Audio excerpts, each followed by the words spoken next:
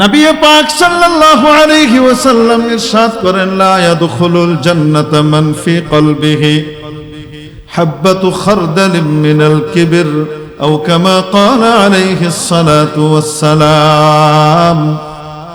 যার মনের মধ্যে সরিষার দানা পরিমাণ অহংকার থাকবে, এই অহংকার নিয়ে এই ব্যক্তি জান্নাতে যেতে পারবে না। তাকে জাহান্নামে পুড়িয়ে তার অহংকারের জার্মকে দূর করা হবে। যদি ঈমান থাকে তারপরে জাহান্নাম থেকে সাজা ভোগ করে বের হয়ে জান্নাতে যাবে, ডাইরেক্ট জান্নাত পাবে। নামিমা, একজনের কথা আরেকজনের কাছে লাগাইয়া গন্ডগোল বাজানি। নবীজি বলেন, লা ইয়াদখুলুল জান্নাতা নাম্মাম, কুটনামিকারী ব্যক্তি আর যাই হোক না কেন সোজা জান্নাতে যাবে না। আগে জাহান্নামে নিয়ে তার কুটনামির এই রোগ, এই ক্যান্সারের জীবাণু আগে পুরানো হবে, ঝালাই করা হবে, শেষ করা হবে। শেষ করে তারপরে সুযোগ পেলে তাকে জান্নাতে দেওয়ার ব্যবস্থা হবে, তার আগে না। এই কাজ আমাদের সমাজে নাই তো। এই কুটনামি একটা কথা আরেকজনের কাছে লাগাইয়া ফেঁসার গন্ডগোল লাগাই না কাম আমরা দেশে তো করে না। এটা অন্য কোন দেশে, আমেরিকা ইউরোপে করে, বাংলাদেশে করে না। আছে গীবত, গীবত একটা রোগ, মনের ভিতরে এই রোগ তৈরি হয় অন্যের দোষ খালি কয়ে বেড়ানি। আল্লাহ নবী সাল্লাল্লাহু আলাইহি সাল্লাম বলেন, আল গীবাতু আশাদ্দু মিনাজ জিনা, গীবত ব্যভিচারের চাইতেও ভয়ঙ্কর। ব্যভিচার কত জঘন্য অপরাধ আপনারা সকলেই জানেন। হাদিস শরীফে এসেছে, নবীজি সাল্লাল্লাহু আলাইহি ওয়াসাল্লাম জাহান্নামের কিছু জায়গা দেখলেন। তার মধ্যে দেখলেন বহুত বড় একটা চুলা, এইরকম বিশাল একটা চুলা। কত বড় এটা কল্পনা করা যাবে না, বিশাল পাহাড়ের মতো বিশাল একটা চুলা, পেটটা ভরা মোটা, মুখটা একেবারে চিকন। নবীজি বলেন, ওর ভিতরে দাউ দাউ করে আগুন জ্বলে, কঠিন আগুন। তার মধ্যে আমি দেখলাম কিছু উলঙ্গ নারী পুরুষ জ্বলছে। তাদের চিৎকারে কাছে যাওয়া যায় না, সহ্য করা যায় না। আগুনের লেলিহান শিখা ধাক্কি এক একজনকে একেবারে তলদেশ থেকে উপরে নিয়ে আসে, মুখের একদম কাছে চলে আসে। ওই জাহান্নামী মনে করে যে এখন মুখের কাছে গেছে, এবার আমি একটু লাফ দিয়ে ধরে বেরিয়ে যাব হয়তো। ঠিক ওই সময় আরেকটা শিখা এসে তাকে পেঁচিয়ে নিচে নিয়ে যায়। আমি জিজ্ঞেস করলাম, এরা কারা? সাথে জিবরিল আলাইহিস সালাম ছিলেন। বললেন, তাকাদ্দাম, সামনে চলেন। এরকম আরো কিছু নবীজি দৃশ্য দেখলেন। পরবর্তীতে জিজ্ঞেস করার পরে হযরত জিবরিল উত্তর দিয়েছিলেন, ওই যে নারী পুরুষকে উলঙ্গদেরকে দেখেছেন জাহান্নামের আগুনে জ্বলছে, তারা ছিল ব্যভিচারী এবং ব্যভিচারিণী। দুনিয়াতে নিজের গোপনাঙ্গ আল্লাহর অনুমোদিত স্থান ছাড়া অন্য জায়গায় ব্যবহার করেছে। এটা কি সাধারণ গুনাহ না ভয়ঙ্কর গুনাহ? সমাজেও বড় নিকৃষ্ট গুনাহ, ঠিক না? সভ্য মানুষ, ভদ্র মানুষ এটাকে একসেপ্ট করে না। নবীজি বলেন, গীবত হলো জিনার থেকেও ভয়ঙ্কর। তারপর আবার জিজ্ঞেস করলেন, বলো দেখি, আতাদরুনা মাল গীবাহ, জানো নাকি তোমরা গীবত কাকে বলে? সাহাবীরা বললেন, আল্লাহু ওয়া রাসূলুহু আ'লাম, আল্লাহ এবং তার রাসূলই ভালো জানেন। নবীজি বললেন, যিকরুকা আখাকা বিমা ইয়াকরাহ, তোমার ভাইয়ের পেছনে তার এমন আলোচনা করা যেটা সে অপছন্দ করে, তার ব্যাপারে এমন আলোচনা যে আলোচনাটা সে পছন্দ করে না তার ব্যাপারে। সাহাবী জিজ্ঞেস করলেন, ইয়া রাসূলুল্লাহ, ইন কানা ফি আখি মা আকুল, আমি যে দোষের কথা বলছি সেটা যদি আমার ভাইয়ের মধ্যে থাকে। নবীজি বললেন, ইন কানা ফি আখিকা মা তাকুলু ফাকাদ ইগতাবতাহু, তোমার ভাইয়ের মধ্যে যদি ওই দোষটা থাকে আর তুমি বলো, তাহলেই তো গীবত করলা।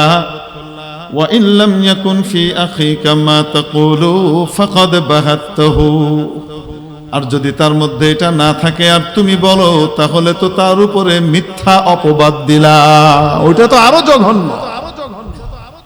গীবত এটা এখন আমাদের জন্য ঘি ভাতের মতো হয়ে গেছে। ঘি ভাত, গীবত গীবত নাই, এটা এখন ঘি ভাত হয়েছে।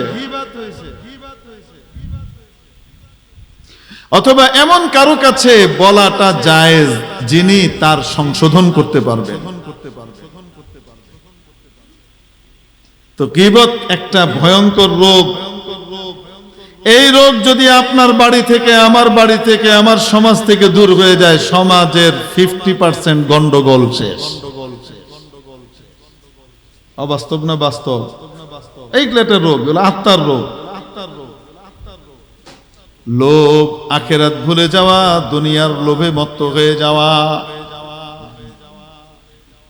লোভ একটা রোগ, মনের রোগ। এই রোগের কারণে রাতের বেলায় আরেকজনের আইল কেটে নিজের জমি বাড়ায়। বাড়ায় না তো? আমাদের দেশের সমাজে নাই মনে হয়। আপনারা জামালগঞ্জত নাই? আছে? রাতের বেলা আমার জমি, আমনের জমি ছোট হয়ে গেছে, আরেকজনের জমি বাইরে গেছে, সকালে যায় দেখেন, হয় না মনে হয়? জি, এই লোভের কারণে অনেক সময় ঘর ভর্তি ধন সম্পদ আছে, তাও চুরি করে। এই লোভের কারণেই দুর্নীতি করে, দেশ লুটপাট করে, বিদেশে পাচার করে, দেশ খোকলা হয়ে যায়, ঠিক কিনা? এগুলো লোভ, এগুলো এক একটা রোগ, ভয়ঙ্কর রোগ।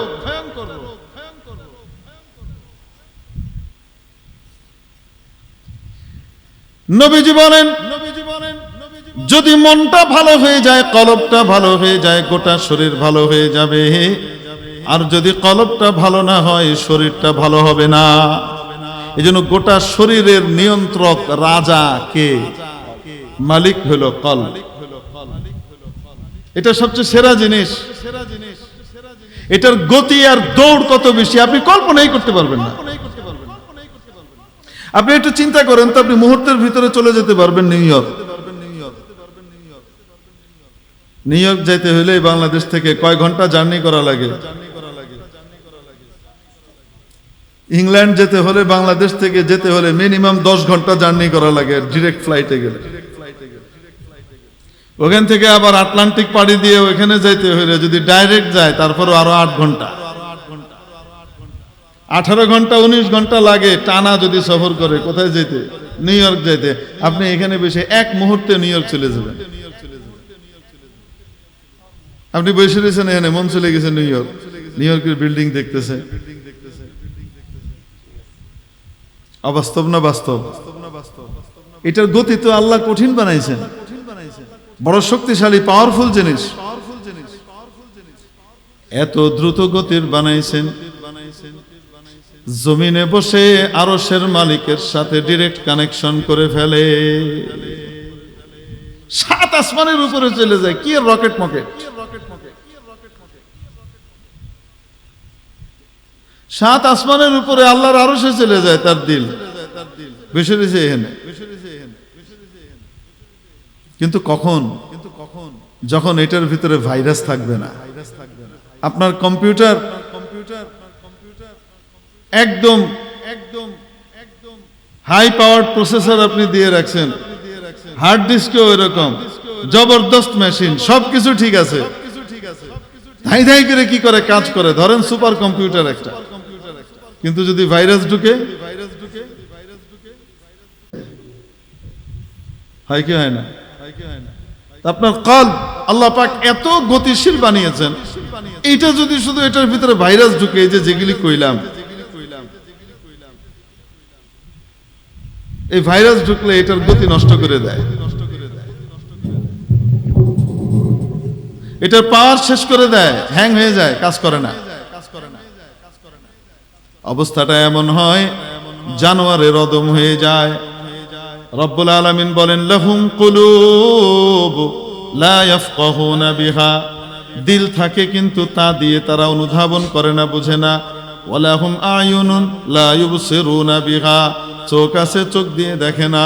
ওয়ালাহুম আযানুন লা ইয়াসমাউনা বিহা, কান আছে কিন্তু কান দিয়ে যা শোনার তা শুনে না, উল্টাগুলা শুনে। আল্লাহ বলেন উলাইকা কাল আনআম, এরা হলো চতুষ্পদ জন্তু জানোয়ার, এই ভেড়া ছাগল বকরি এগুলার মতো। বালহুম আদল, বরং তার চেয়েও নিকৃষ্ট, ছাগলেরও অদল। যত বড় ডিগ্রিধারী হোক না কেন, যত বড় ডিগ্রিধারী হোক না কেন, যদি ভেতরের এটাকে মানুষ না বানায়, তাহলে দেখতে মানুষ হইলেও আসলে অমানুষ। আবু জেহেল।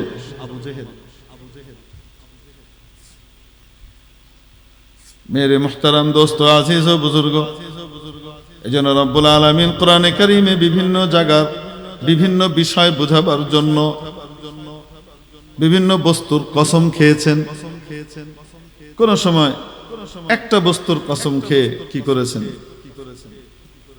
কফ ওয়াল কুরআনিল মাজিদ, এক বস্তুর কসম খেয়েছেন। কোন জায়গাতে দুই বস্তুর কসম খেয়েছেন।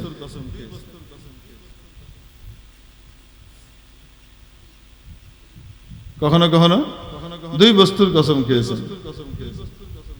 নুন ওয়াল কলমি ওয়ামা ইয়াসতুরুন মা আনতা বিনি'মাতি রাব্বিকা বিমাজনুন।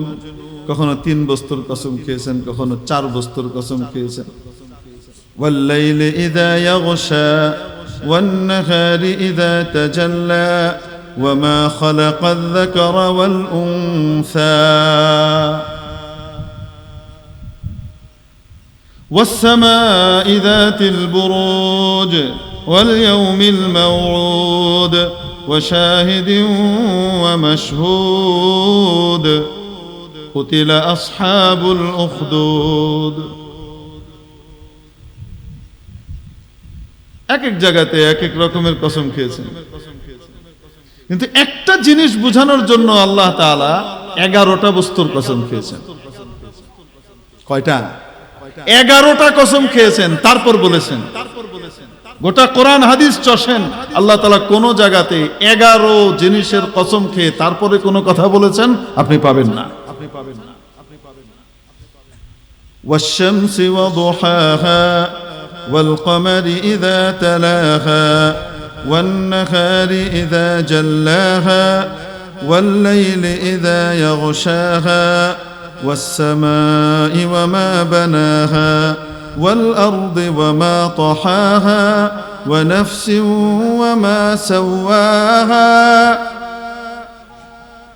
فألهمها فجورها وتقواها قد أفلح من زكاها وقد خاب من دساها। 11 বস্তুর কসম খেয়ে বলেন, নিশ্চিত ভাবে ওই ব্যক্তি সফল কাম হয়ে গেল যেই ব্যক্তি তার হৃদয়কে তার আত্মাকে শুদ্ধ করে ফেললো, যে তার আত্মাকে পরিষ্কার করে ফেললো, সে কামিয়াব, সে সফল কাম। ওয়াকাদ খাবা মান দাসসাহা, আর ওই ব্যক্তি ব্যর্থ হয়ে গেল, ধ্বংস হয়ে গেল যে ব্যক্তি এটাকে নষ্ট করে ফেলল। এটা এত গুরুত্বপূর্ণ জিনিস। বস্তু যত দামি হয়, ওই বস্তুর পিছনে মেহনত করার জন্য তত দামি লোকদেরকে নিয়োগ দেওয়া হয়। আরে বুঝাইতে পারিনি? অ্যাটম বোম তৈরি হয় ইউরেনিয়ামের মাধ্যমে। এই ইউরেনিয়ামের পিছনে মেহনত করে কারা? পৃথিবীর সেরা বিজ্ঞানীরা, সাধারণ বিজ্ঞানী না। বস্তুটা যেহেতু অনেক দামি, এটার পিছনে মেহনত করার লোকও অনেক দামি। গোটা পৃথিবীতে সবচেয়ে দামি মানুষ ছিলেন নবী রাসূলরা। এনাদের চেয়ে দামি মানুষ পৃথিবীতে আর কখনো আসে নাই, আর আসবেও না।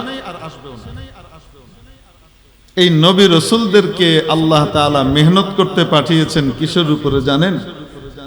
মানুষের দিলের উপরে। কারণ এটা সবচেয়ে দামি জিনিস, এটার পিছনে মেহনত করার জন্য আল্লাহ পাঠিয়েছেন সবচেয়ে দামি মানুষদেরকে। ওনারা মেহনত করেছেন, আর এই আত্মাকে শুদ্ধ করে এমন পর্যায়ে নিয়ে গিয়েছেন পৃথিবীর নিকৃষ্টতম অমানুষ হিসেবে যারা চিহ্নিত ছিল তাদেরকে পৃথিবীর সবচেয়ে শ্রেষ্ঠ মানুষে পরিণত করেছেন।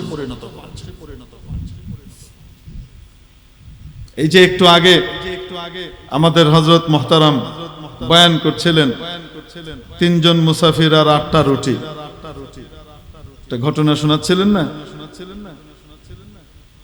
আমি তো আগে শুনি নাই হুজুর কি বলতেছিলেন, মাঝখান থেকে এসে শুনছি। সম্ভবত ঘটনাটা এরকম, 2 জন ব্যক্তি একসাথে সফর করতেছিল, তাদের 2 জনের কাছে সফরের কিছু খাবার দাবার ছিল। তো তারা যখন খেতে বসছে তখন একজন মুসাফির আসছে। তারা মোট হয়েছে কয়জন? মুসাফিরের কাছে কিছু নাই, ইনাদের কাছে 2 জনের কাছে, একজনের কাছে আছে 5টা রুটি, আরেকজনের কাছে আছে কয়টা রুটি? 3টা রুটি। তো 2 জন মিলে রুটিগুলাকে একত্রিত করে 3 জন মিলে খেয়েছে। খেয়ে দিয়ে যখন বিচ্ছিন্ন হচ্ছে, মুসাফির যাওয়ার সময় খুশি হয়ে তাদেরকে 8টা দিরহাম দিয়ে গেছে। কয়টা দিরহাম? 8টা দিরহাম। কোন 2 জনকে? যে 2 জনের কাছে, একজনের কাছে 5টা রুটি, আরেকজনের কাছে কয়টা রুটি? 3টা রুটি। এখন যখন ভাগাভাগি হচ্ছে তখন 5 রুটিওয়ালা বলতেছে, রুটি যেহেতু 5টা আমার, তাই আমার হবে 5টা, আর তোমার যেহেতু 3টা ছিল তো তুমি পাইবা কয়টা? 3টা। 3 রুটিওয়ালা বলে, এরকম বেইনসাফের ভাগ আমি নিব না। সংসদে আমার যাই থাক না কেন, আমাকে কমিটিতে সমান অধিকার দিতে হবে। তোমার 75% ভোট আর আমার 25% ভোট সিট, তাতে কিছু আসে যায় না। কমিটি করবা, তোমার 5 জন তো আমার 5 জন, সমান সমান দিতে হবে। আরে বুঝেন না মনে হয়? আমরা এই তালের কথাবার্তা কই, এগুলো কে লিগে কই জানেন? আসলে কাম করতে দিব না, এই লিগে কই, এ গাওরামি। আসলে জিনিস পাস করাইতে চাইলে কি করব? যার ক্ষমতা একটু বেশি আসে তারে তোয়াজ কইরাই বাইরে পাস করাই দেন। দেশের লেগে বেহের লেগে উপকার এটা করেন, ফিডাফিডি কইরা হয় না, এত হাসতা না, কিছু মনে করেন না।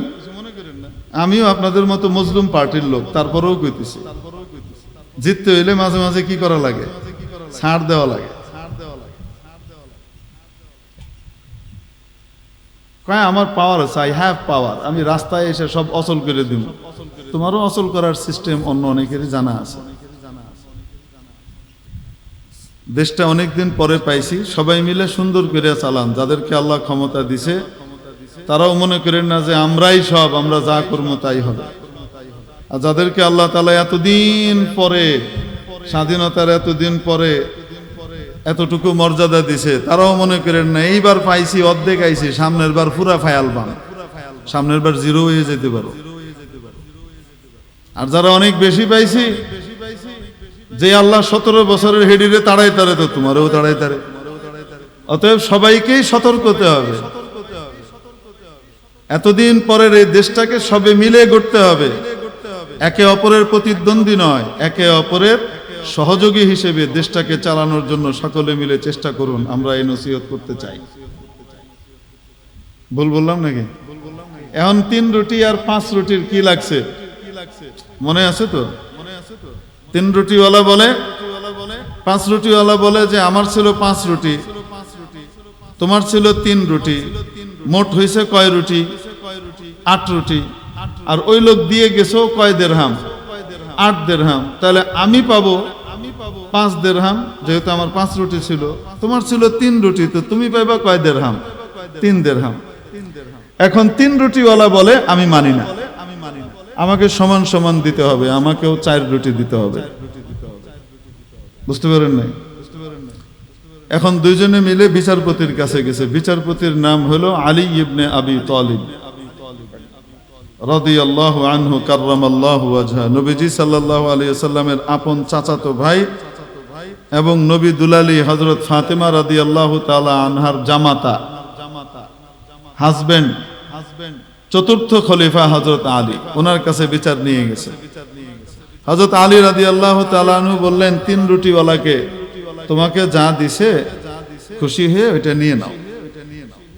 কারণ আপনিও বেইনসাফির কথা বলেন, আমি 4 রুটি পাই, আপনি কোন 3 রুটি, নিয়ে নাও। হযরত আলী বললেন, তুমি কি ইনসাফের চাও নাকি সমঝোতার চাও? না, আমি ইনসাফ চাই।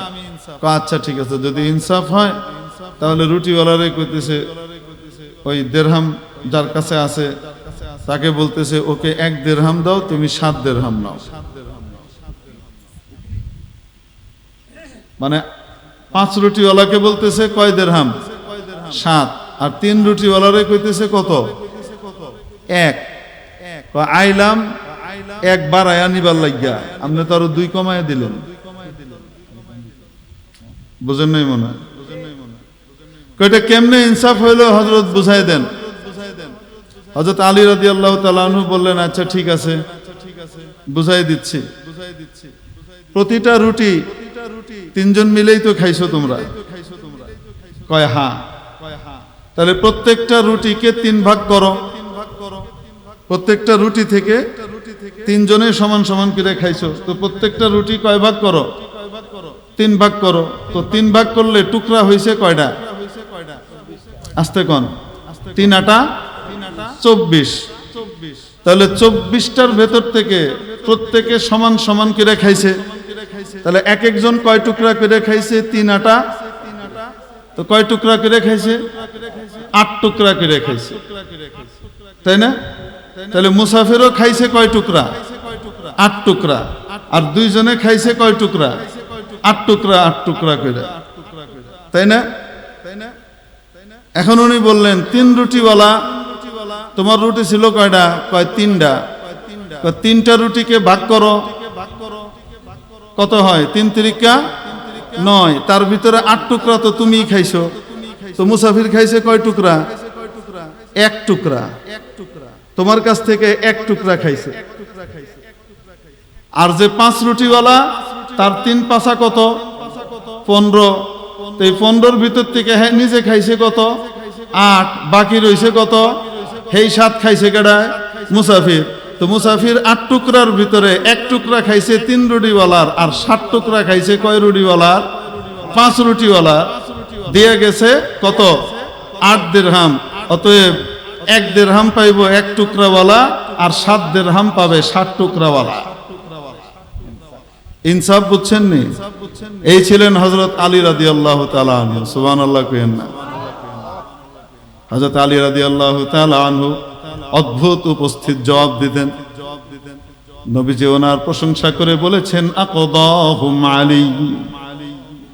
সাহাবীদের ভিতরে সবচেয়ে সেরা বিচারক হলো আলী।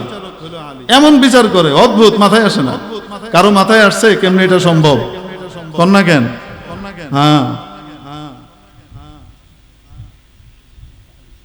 হিসাব বুঝাইছে না? আইছে না? হুজুর দায়িত্ব দিয়ে গেছে আমার ওই কোনে লাগিয়া ছেড়েলাম। হযরত আলী কাররামাল্লাহু ওয়াজহাহু অদ্ভুত বিচার করতেন। এমন সব বিচার করতেন মানুষ কল্পনাই করতে পারতো না।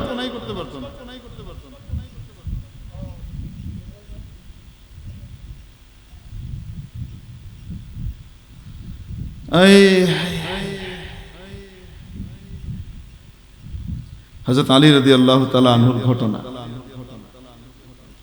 একবার যুদ্ধের মধ্যে লড়াই চলতেছে, মল্লযুদ্ধ। যুদ্ধের মধ্যে প্রথমে যুদ্ধ শুরু হওয়ার আগে প্রথমে 1-2 জনের ভিতরে মোকাবেলা হইতে থাকতো। প্রথমে মাঝখানে 2 দল থেকে, এখান থেকে একজন, এখান থেকে একজন আসতো। একজন জিতার পরে, মারা যাওয়ার পরে এবার এরা ফিরে যেত, আরো 2 জন আসতো। এভাবে লড়তে লড়তে এক সময় 2 দলে একে অপরের উপরে হামলা করে ফেলত। তো লড়াই শুরু হয়েছে। হযরত আলী রাদিয়াল্লাহু তাআলা আনহুর সামনে আসছেন, বিপক্ষ দিকে এক ইহুদি। লড়াইয়ের ভিতরে এক পর্যায়ে অস্ত্র ছেড়ে দিয়ে হাতাহাতি শুরু হয়েছে। হযরত আলী রাদিয়াল্লাহু তাআলা আনহু ইহুদিকে মাটির নিচে ফেলে দিয়ে উপরে, বুকের উপরে চেপে বসে এবার তলোয়ার বের করছেন, তার গলা কেটে শেষ করবেন। যুদ্ধের ভিতরে তো ভাই আদর সোহাগার চুমার কারবার না, এখানে তো মায়ের পিঠি, ওর গলা কেটে ফেলবেন। ঠিক ওই মুহূর্তে ইহুদি হযরত আলী রাদিয়াল্লাহু তাআলা আনহুর চেহারা মোবারকের ভিতরে একদলা থুথু মেরে দিল। থুতুটা মারার সাথে সাথে হযরত আলী রাদিয়াল্লাহু তাআলা আনহু তার বুকের উপর থেকে উঠে দাঁড়িয়ে গেলেন, তাকে ছেড়ে দিলেন। ইহুদি অবাক,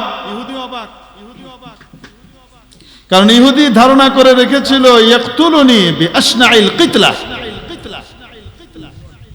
আমাকে এবার ভয়ঙ্কর ভাবে খুঁচিয়ে খুঁচিয়ে আলী হত্যা করবে। মোর বই যখন তো মারছি, তো একবারে মারতো, এখন খুঁচায় খুঁচায় মারবে। সেই জায়গাতে হযরত আলী একেবারে ছেড়ে উঠে দাঁড়িয়ে গেলেন। ইহুদি জিজ্ঞেস করতেছে, আপনি আমাকে হত্যার এরকম সুবর্ণ সুযোগ পেয়ে ছেড়ে দিলেন কেন? এতক্ষণ তো আমাকে মারতেই চাচ্ছিলেন, আমিও আপনাকে মারতে চাচ্ছিলাম, আপনি আমাকে মারতে চাচ্ছিলেন, এটাই তো লড়াই। যখন পূর্ণ সুযোগ আর কর্তৃত্ব পেলেন, কেন ছেড়ে দিলেন? হযরত আলী রাদিয়াল্লাহু তাআলা আনহু বললেন, ভাই, তোমার সাথে আমার কোনো ব্যক্তিগত শত্রুতা নাই, তোমার সাথে আমার শত্রুতা আল্লাহর জন্য। তোমার সাথে আমি লড়াই করছিলাম আল্লাহর জন্য, আল্লাহর সন্তুষ্টি আমার মনের ভিতরে ছিল। যখন তুমি আমার মুখের মধ্যে থুতু মেরেছো, তখন আমার ব্যক্তিগত ক্রোধ আর রাগ জেগে উঠেছে। তখন আমার মধ্যে ব্যক্তিগত ক্রোধ আর রাগ এসেছে, তোমার উপরে গোসা এসেছে। তা আমি দেখলাম, এখন যদি আমি হত্যা করি, তাহলে শুধু আল্লাহর সন্তুষ্টি না, আমার নিজের রাগও আছে, এটা আল্লাহর জন্য হবে না, তাই আমি ছেড়ে দিয়েছি তোমাকে। ইহুদি বলে, হযরত, যেই ধর্ম মানুষকে এরকম কঠিন মুহূর্তেও এত নিয়ন্ত্রণ করা শিখায়, এত কঠিন সময়েও নিজেকে নিবৃত্ত করা শিখায়,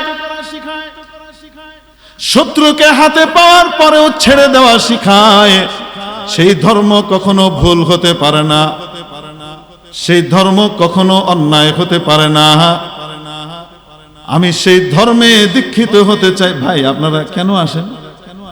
কে বলছে আসতে? এসে সামনে একবার এখানে হাঁটতেছেন, একবার এখানে, পুরো কনসেন্ট্রেশন নষ্ট করে দিচ্ছেন।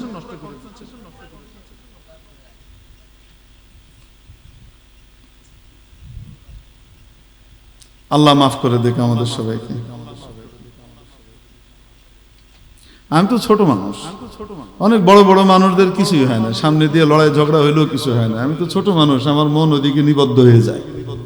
কেন হাঁটতেছে কে সেটা বুঝতে পারতেছিলাম না, একটু পরে বুঝাইছে কেন হাঁটতেছে।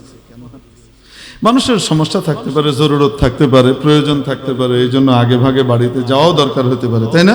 এই জন্য আপনারা খারাপ মনে করেন না।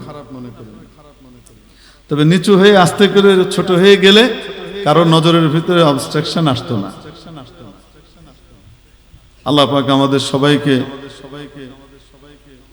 আমাকেও এবং সবাইকে বুঝবার তৌফিক দান করেন। শুকরান। তো এটা কিভাবে সম্ভব হয়েছে বলেন তো? রাসূল পাক সাল্লাল্লাহু আলাইহি সাল্লাম ওনার কলবের উপরে যে মেহনত করেছে, এই আত্মশুদ্ধির ফলে এই কাজ হয়েছে। এক সাহাবী নবীজির দরবারে আসলেন, আসার আগ দিয়ে নবীজি বললেন, একটু পরে যে লোকটা ঢুকবে সে জান্নাতি। একটা লোক ঢুকলেন, এক সাহাবী ঢুকলেন। দ্বিতীয় দিন নবীজি আবার বললেন, একটু পরে যে লোকটা ঢুকবে সে জান্নাতি। জান্নাতিকে দেখার জন্য সবাই তাকিয়ে আছে, ওই লোকটাই ঢুকলেন। তৃতীয় দিনও নবীজি এরকম বললেন এবং ওই সাহাবী ঢুকলেন। পরপর 3 দিন নবীজি তাকে জান্নাতি হওয়ার সার্টিফিকেট দিয়েছেন। সাহাবী হযরত আব্দুল্লাহ ইবনে আমর ইবনে আল-আস রাদিয়াল্লাহু তাআলা আনহু ওই জান্নাতি সাহাবীর পিছনে লেগে গেলেন। বাবা, এখন তুমি আমাদের দৃষ্টি ঘুরিও না, এই খাওয়া দাওয়ার সময় না, যাও। মজমার ভিতরে এখানে খাওয়া দাওয়ার ইয়ে না, খাওয়াইলে সবাই রে খাও।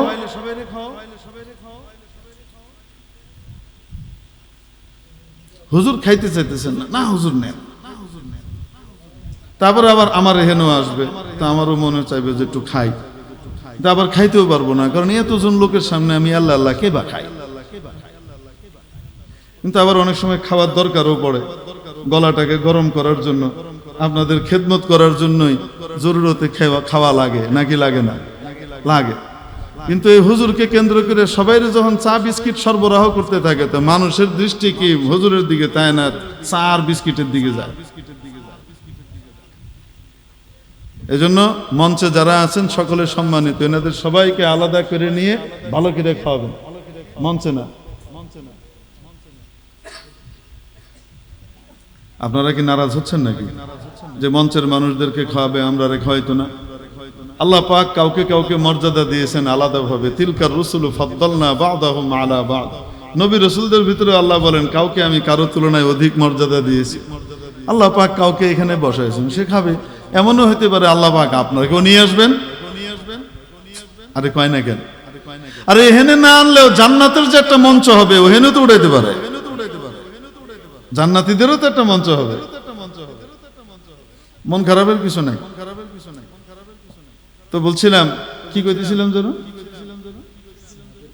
হযরত আব্দুল্লাহ ইবনে আমর ইবনে আল-আস রাদিয়াল্লাহু তাআলা আনহু ওই সাহাবীর পিছন পিছন বাড়ি গেলেন, উনার বাড়িতে যে বলতেছেন, ভাই ওয়াকা বাইনি ওয়া বাইনা যাওজি হাল তাস্তাযীফুনি, আমার আর আমার বউয়ের ভিতরে একটু গন্ডগোল হয়েছে, আপনার বাড়িতে কি আমি একটু মেহমান হিসেবে থাকতে পারি? হুজুর সাহাবী মিছা কথা কইল যে? সাহাবী মিথ্যা কথা কয় নাই। দুনিয়াতে কোনো স্বামী স্ত্রী দীর্ঘদিন সময় কাটায় আর তাদের ভিতরে গন্ডগোল হয় নাই, কোনোদিন দুই কথা হয় নাই, ঝগড়া হয় নাই, আছে না? কিছু না কিছু হবেই। আরে কয় না কেন? যত ঠান্ডাই হোক দুইজন, তারপরেও একটু না একটু 10-15 বছরে একবারের জন্য হইলে হইব। এটা কোনো কথা কইলেন আপনি? একটু কইলে হইব নাকি না? কোনো কালে তো হয়েছেই, আজকে যে হয়েছে সেটা তো আর কয় নাই।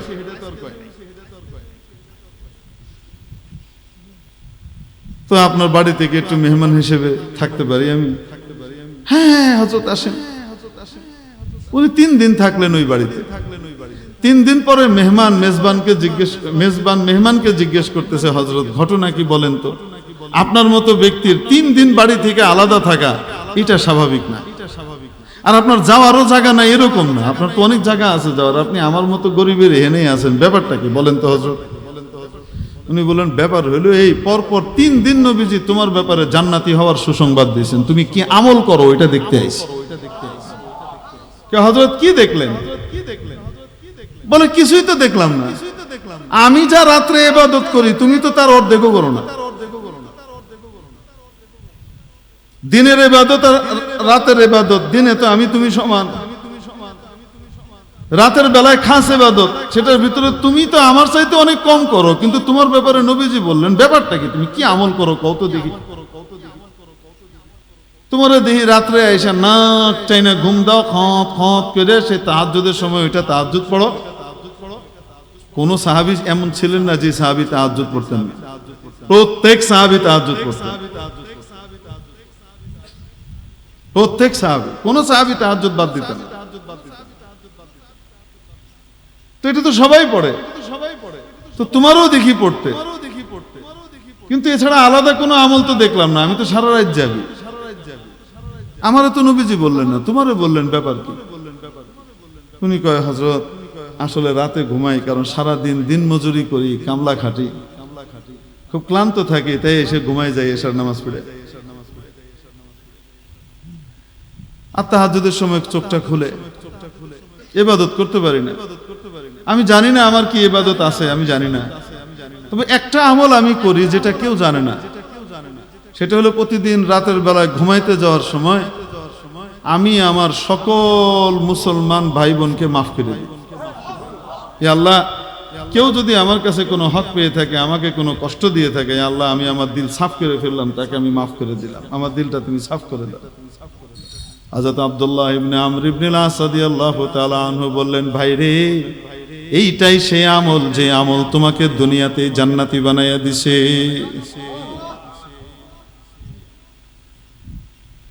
ইয়াউমা লা ইয়ানফাউ মালুন ওয়ালা বানুন। খলিল ইব্রাহিম আলাইহিস সালাম আল্লাহর কাছে বলেন, ওয়ালা তুখজিনি ইয়াউমা ইউবআসুন, ও মাওলা যেদিন সবাইকে আপনি উঠাবেন, সবাই যেদিন পুনরুত্থিত হবে সেদিন আমাকে লাঞ্ছিত অপমানিত করেন না। ইয়াউমা লা ইয়ানফাউ মালুন ওয়ালা বানুন, যেদিন না টাকা পয়সা কাজে আসবে, না সন্তান সন্তানাদি কোনো কাজে আসবে, ইল্লা মান আতাল্লাহা বিকলবিন সালিম, কাজে আসবে ওই ব্যক্তির হৃদয় যে নাকি সুস্থ হৃদয় নিয়ে, নিষ্কলুষ অন্তর নিয়ে আল্লাহর দরবারে যাবে। তুমি যে তোমার দিলটাকে প্রতিদিন কলুষ মুক্ত করতে থাকো, সবাইকে মাফ করে দাও, তোমার ভিতরে তুমি কারো ব্যাপারে কষ্ট রাখো না, এইটাই তোমাকে জান্নাতি বানিয়েছে। আত্মশুদ্ধির দরকার আছে না নাই? আত্মশুদ্ধি যদি না করা হয় তাহলে গোটা দেশ দুর্নীতিবাজে ভরে দেবে। দুর্নীতি বন্ধ করতে চেষ্টা করলেও পারবেন না। নেককার মানুষও দুর্নীতি করবে। ঘরের ভিতরে ওয়াইফের উপরে জুলুম করবে, ওয়াইফ হাজব্যান্ডের উপরে জুলুম করবে, সন্তানের উপরে জুলুম করবে, সন্তান বাবা মার উপর জুলুম করবে। কেন? এখনো মানুষ হয় নাই, দিলটা মানুষ হয় নাই, ঠিক হয় নাই। নবীজি সাল্লাল্লাহু আলাইহি সাল্লাম এসে মানুষের দিলের উপরে কেমন মেহনত করেছিলেন দেখেন। হযরত আবু জাহম বলেন, ইয়ারমুকের যুদ্ধে আমি আমার ভাইকে খুঁজতেছিলাম, যদি তারে পাই আহত অবস্থায় পানি টানি খাওয়াবো, পানি নিয়ে ঘুরতেছি। হঠাৎ দেখি আমার ভাই আহত হয়ে পড়ে আছে, তার মুখের কাছে আমি পানি নিয়ে গেলাম, উনি পানিটা খাবেন। ঠিক ওই সময় দূরে কেউ চিৎকার করে উঠলো, পানি পানি। উনি বললেন, আমার ওই ভাইকে আগে পানি পান করায় আসো, ওনার বেশি দরকার। আমি দ্বিতীয় ব্যক্তির কাছে গেলাম, তার মুখের কাছে পানিটা লাগিয়েছে, উনি মাত্র পানিটা খাবেন। ঠিক ওই সময় কেউ বলল, আহ পানি। উনি বললেন, ভাই আমার চেয়ে বেশি ওই ভাইয়ের দরকার, ওনাকে আগে তুমি খাওয়ায় আসো। আমি তৃতীয় ব্যক্তির কাছে দৌড়াতে দৌড়াতে গেলাম, যে দেখি উনি শহীদ হয়ে গেছেন। দ্বিতীয় ব্যক্তির কাছে ফিরে এসে দেখলাম উনিও আল্লাহর পেয়ারা হয়ে গেছেন। ভাইয়ের কাছে ফিরে এসে দেখি ভাইও শাহাদাতের পেয়ালা পান করেছেন। মৃত্যুর সময় যখন পানির পিপাসা সবচেয়ে বেশি থাকে, মুখের কাছে পানি নিজে না খেয়ে আরেকজনের কাছে পাঠিয়ে দেয়, কখন? যখন দিলটা মানুষ পেয়ে যায়। আর এই দিল মানুষ বানাইতে হইলে একা একা হবে না, আল্লাহওয়ালার সোহবতে যাওয়া লাগবে, ভালো মানুষের সোহবতে যাওয়া লাগবে, আল্লাহওয়ালাদের সাথে, নেককার মানুষের সাথে উঠা বসা করা লাগবে। ইয়া আইয়ুহাল্লাযীনা আমানুত্তাকুল্লাহ ওয়া কুনু মা'আস সাদিকিন।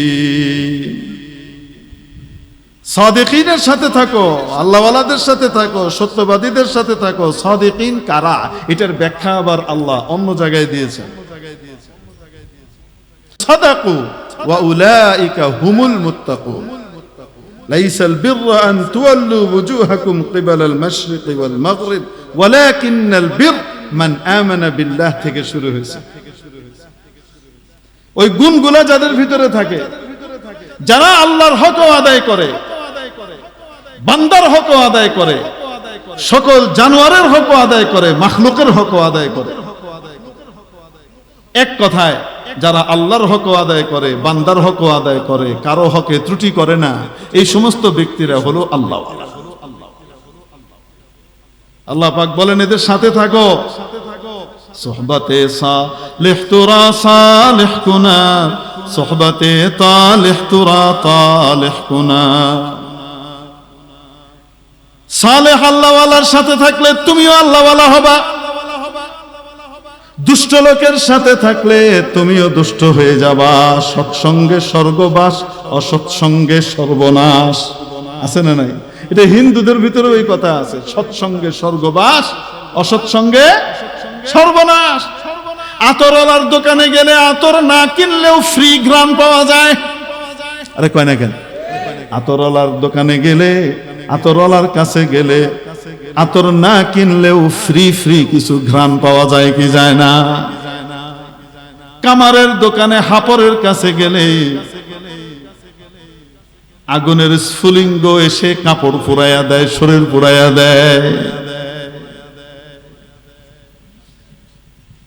এজন্য থাকবো ভালো মানুষের সাথে। নবীজি সাল্লাল্লাহু আলাইহি ওয়াসাল্লাম হাদিস শরীফে ইরশাদ করেন,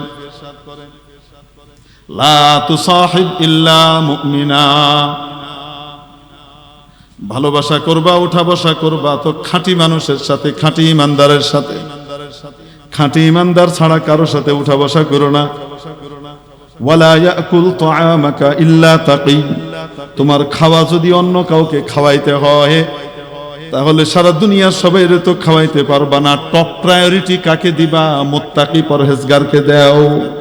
তোমার খানা যদি কারো পেটে যায় সবার আগে সে যেন মুত্তাকি পরহেজগার হয়, সেটা দাও। হ্যাঁ, তুমি সবাইকে দান করতে পারো, খাওয়াইতে পারো, কিন্তু প্রায়োরিটি কাকে দিবা? তোমার কাছে তো সারা দুনিয়ার সম্পদ নাই, প্রায়োরিটি দিবা তাকওয়াওয়ালাকে। মোল্লার কথা না, আল্লাহর নবীর কথা। বুঝাইতে পারি নাই মনে হয়। এই জন্য উঠা বসা করবো নেককার পরহেজগারের সাথে। যার দিল ভালো হয়েছে, আল্লাহওয়ালা হিসেবে স্বীকৃতি পাইছে, তার সাথে থাকবো। না হলে খালি ইসলাম ইসলাম ইসলাম মুখে মুখে বলবো, ইসলামের যে মুখ দিয়ে কইতেছি তার 2 আঙ্গুল নিচের যে ইসলাম, ওইটাই ইসলাম মতো থাকবে না, চাটুর চুটুর মার্কা থাকবে। ওখানেই নবীর ইসলাম থাকবে না, সে অন্য কারো, পাকিস্তানের কারো ইসলাম থাকবে। দাড়িতে ভাই কখনো লাগাইও না খুর, কাঁচি দিয়া যত পারো চাটুর চুটুর, ওই টাইপের ইসলাম থাকবে। গত পরশুদিন দেখতেছি এক বেটা পোস্ট করছে, এই যে দেখেন অমুক আলেমের দাড়ি ছোট, তমুক জায়গার দাড়ি ছোট, এইসব দিয়ে টিয়া তারপরে পোস্ট করে দিছে, খালি দোষ নাকি অমুক দলের লোকজনের। এই মোল্লারা খালি অমুক দলের লোকজনরে কয় তাদের দাড়ি ঠিক নাই। আমি দলের নামটা নিলাম না, এখানে উল্লেখ করছে একটা দল, সংসদেও তার ভালো প্রতিনিধিত্ব আছে মাশাআল্লাহ, এরকম একটা দলের কথা, মানে সে 2 দলের সদস্য। এখন অমুক তমুকের ছবি দিয়ে তারপরে দেখাইতেছে, এই যে দেখেন ইনাদের দাড়ি ছোট, খালি দোষ আমাদের। তারপরে আবার একটা লম্বা আর্টিকেল লিখছে সে কইছে নবীজি কোনদিন এক মুষ্টি দাড়ি রাখতে বলছেন, এটার কোনো দলিল নাই। নবীজি বলছেন দাড়ি লম্বা করতে, দাড়ি রাখতে বলছেন। আর এক মুঠির কথা, এটা হযরত ইবনে ওমর রাদিয়াল্লাহু তাআলা আনহুর আমল, এটা নবীজির কোনো কথা না, নবীজির আমল না। বুঝাইতে পারছি? এই হলো বক্তব্যের সারাংশ। অনুমতি দিলে আমি একটু এটার পোস্টমার্টম করি, যদি আপনারা অনুমতি দেন। জামাত ইসলামের অনেকে এখানে আছেন, মন খারাপ করতে পারেন, মন খারাপ করেন না, কারণ কিয়ামতের দিন আমার সুপারিশ আমার অন্য কেউ করবে না, আমার নবীই করবেন। আপনার সুপারিশও মওদুদী সাহেব করবেন না, অন্য কেউ করবেন না, আল্লাহর নবীই করবেন। অতএব সম্পর্কটা কার সাথে রাখতে হবে? আল্লাহ নবীর সাথে রাখতে হবে। আল্লাহ নবীর সাথে আমার নেতার যেগুলা মিলবে সেটা মানবো, যেটা মিলবে না ওইটা কি করবো না, মানবো না। এটাই ইসলাম। পারবে না? মন খারাপ করবেন নাকি বলবো? হ্যাঁ, আরে ভাই, আল্লাহর নেক মানুষ চায় ইসলাম কায়েম করতে, দিনের জন্য শহীদ হয়ে যায় এই বাচ্চাগুলা, কিন্তু ভুল ব্যাখ্যার কারণে সে দাড়িটা নবীর মতো রাখে না। তাকে সহি ব্যাখ্যাটা বুঝাই দিলে সে ঠিকই নবীর মতো দাড়ি রাখবে। এই জন্য বলতেছি, কারো বিরুদ্ধে বিষোদাগার উদ্দেশ্য না, বলবো নাকি? হ্যাঁ, নবীজি কি বলেছেন? ওয়াফুল লুহা, দাড়ি ছেড়ে দাও, দাড়ি লম্বা করো। কি বলেছেন? দাড়ি কাটার কথা বলছেন, তো তুমি কাটাটা কই পাইলা? নবী তো কইছেন দাড়ি লম্বা করো, দাড়ি ছেড়ে দাও, তুমি কাটাটা কই পাইলা? তোমার তো ছেড়ে দেওয়া উচিত, ছাড়তে ছাড়তে না বিবারো, তাও তোমার কাটার কথা না, আর নবী কইছে ছাড়তে, তুমি কাটাটা কই পাইলা? আরে হযরত ইবনে ওমর রাদিয়াল্লাহু তাআলা আনহু সাহাবীদের ভিতরে কেমন সাহাবী ছিলেন বলবো? হযরত নাফে বলেন, ইবনে ওমর রাদিয়াল্লাহু তাআলা আনহুর খাস শাগরিদ, যে একদিন যাচ্ছি রাস্তা দিয়ে, হঠাৎ হযরত ইবনে ওমর রাদিয়াল্লাহু তাআলা আনহু মাথা এরকম করে নিচু করে তারপরে আবার উঁচু করে হাঁটলেন। আমরা জিজ্ঞেস করলাম, হযরত হঠাৎ মাথা নিচু করলেন, সামনে উঁচু করে হাঁটলেন, ব্যাপার কি? মাথা নামাইলেন যে এখানে তো কিছু নাই। উনি বললেন, আমি আমার খলিল, আমার হাবিব সাল্লাল্লাহু আলাইহি ওয়াসাল্লামের সাথে একবার এই রাস্তা দিয়ে যাচ্ছিলাম, এখানে একটা গাছ ছিল, গাছের ডাল নিচু ছিল, আল্লাহর হাবিব যাওয়ার সময় মাথাটাকে নিচু করে তারপরে গাছটা পার করেছিলেন। আমি এখান থেকে পার হচ্ছি, আল্লাহর নবীও নাই, এখানে গাছও নাই, কিন্তু আমার হাবিবের স্মৃতি আমি ভুলতে পারি নাই, তাই মাথাটা নিচু করে ফেলেছি। নাফে বলেন, একদিন ইবনে ওমরের সাথে আমি সফরে যাই, হঠাৎ হযরত আব্দুল্লাহ ইবনে ওমর আমাদের থেকে আলাদা হয়ে এক জায়গায় পেশাব করতে বসলেন, কিন্তু পেশাব করলেন না, উঠে চলে আসলেন। পেশাব করার মতো বসলেন, একটু পরে উঠে চলে আসলেন। জিজ্ঞেস করলাম, হযরত হঠাৎ আলাদা হয়ে পেশাব করতে গেলেন কেন? উনি বললেন, পেশাব করতে যাই নাই, একবার আমার প্রিয় নবী সাল্লাল্লাহু আলাইহি ওয়াসাল্লামের সাথে রাস্তা দিয়ে আমি যাচ্ছিলাম, আল্লাহর হাবিব এই জায়গায় এসে পেশাব করার জন্য বসেছিলেন। আল্লাহর হাবিব এই জায়গাতে পেশাব করার জন্য বসেছিলেন। আজকে আমার পেশাব লাগে নাই, কিন্তু আমার হাবিব বসেছিলেন, তাই আমি বরদাস্ত করতে পারি নাই, সেটা বসে ফেলেছি। সেই ইবনে ওমর রাদিয়াল্লাহু তাআলা আনহুর আমল সহিহ সনদে সাবিত। উনি এক মুষ্ঠির নিচে দাড়ি কাটতেন না। কি বোঝা গেল? কার অনুকরণে কাটতেন না। আরে এক মুষ্ঠির কম দাড়ি কাটতেন না, বেশি হলে কাটতেন। তো কি বোঝা গেল? এটা ইবনে ওমরের নিজের আমল না, নবীকে দেখে করেছেন। আরে হযরত ইবনে ওমরের যদি এই হাদিস না থাকে, দাড়িতে হাতই লাগাইতে পারবা না, কারণ নবী তো বলেছেন দাড়ি ছেড়ে দাও, দাড়ি লম্বা করো। কাটার কোন হাদিস তো তুমি আনতেই পারবা না। কাটার অনুমতি যতটুকু পেয়েছো ইবনে ওমর রাদিয়াল্লাহু তাআলা আনহুর এই হাদিসের কারণে পেয়েছো। জালিয়াতিরও তো একটা সীমা থাকা দরকার। আরে মনে করেন কোনদিন আল্লাহ না করুক, আল্লাহ না করুক, কাবা শরীফের ইমাম এমন ব্যক্তি আসলো যার মুখে দাড়ি নাই, সাফান সাফা, তাই বলে কি আপনি দাড়ি রাখবেন না? আরে বলেন না কেন? ফতোয়ায়ে শামির মুকদ্দিমার ভিতরে আমিরুল মুমিনিন ফিল হাদিস ইমাম আব্দুল্লাহ ইবনুল মুবারকের এক কওল আছে রাহিমাহুল্লাহ। ইমাম আব্দুল্লাহ ইবনে মুবারক ছিলেন ইমাম বুখারীর দাদা উস্তাদ। ইমাম বুখারী আক্ষেপ করে বলেছিলেন, ইস, আমি যদি আব্দুল্লাহ ইবনে মুবারকের কাছে একটা হাদিস কোনোদিন পড়তে পারতাম, আমার জীবনের সব হাদিস ছেড়ে দিতে আমি রাজি ছিলাম।